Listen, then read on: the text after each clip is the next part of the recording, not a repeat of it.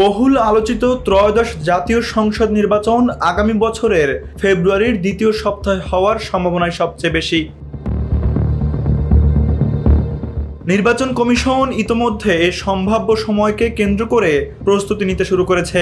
শীতের শেষে ফেব্রুয়ারি আবহাওয়ার দিক থেকে যেমন অনুকূল, তেমনি কৃষকের কাজের চাপও তুলনামূলক কম। অন্যদিকে মার্চ থেকে শুরু হতে যাওয়া রোজা, ঈদ, জাতীয় পরীক্ষা ও প্রাকৃতিক দুর্যোগের কথা মাথায় রেখেই নির্বাচন আয়োজনের জন্য ফেব্রুয়ারিকে উপযুক্ত সময় মনে করছে সরকার। এ নিয়ে শিগগিরই একটি রোডম্যাপ ঘোষণা করা হবে। রাজনৈতিক দলগুলোর বিভিন্ন প্রস্তাব বিবেচনায় নিয়েই সরকার এ সিদ্ধান্তে আসছে। চলমান রাজনৈতিক অস্থিরতা নিরসনে এই সময় নির্বাচন হলে একটি সমাধান আসবে বলেই প্রত্যাশা সংশ্লিষ্টদের। নির্বাচনের প্রস্তুতির পাশাপাশি সরকার ফ্যাসিবাদীদের বিচার ও রাষ্ট্র সংস্কার কার্যক্রমেও সমান মনোযোগ দিচ্ছে। এরই মধ্যে আন্তর্জাতিক অপরাধ ট্রাইব্যুনাল বাড়ানো হয়েছে। গ্রেপ্তারি পরোয়ানা জারি করা হয়েছে পলাতক প্রধানমন্ত্রী শেখ হাসিনা সহ একাধিক মন্ত্রী এমপিদের বিরুদ্ধে।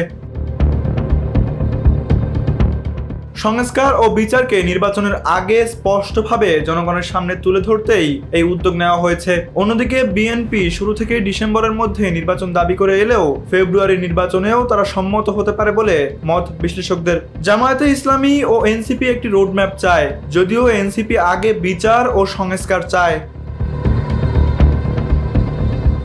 বিশ্লেষকদের মতে একটি গ্রহণযোগ্য নির্বাচনী রূপরেখা ঘোষণার মধ্য দিয়েই বর্তমান রাজনৈতিক অস্থিরতায় ইতিবাচক পরিবর্তন আসতে পারে। ফেব্রুয়ারির নির্বাচন সরকার, রাজনৈতিক দল এবং জনগণের জন্যই হবে বাস্তবসম্মত ও মর্যাদাপূর্ণ সিদ্ধান্ত। সরকারও বলছে জুনের পরে কোনোভাবেই নির্বাচন হবে না। ফেব্রুয়ারির রোডম্যাপ ঘোষণা শুধু সময়ের ব্যাপার। সব পক্ষের সম্মিলিত প্রচেষ্টায় দেশে ফিরতে পারে একটি গণতান্ত্রিক ধারাবাহিকতা। Tanvir Ahmed, NTV news.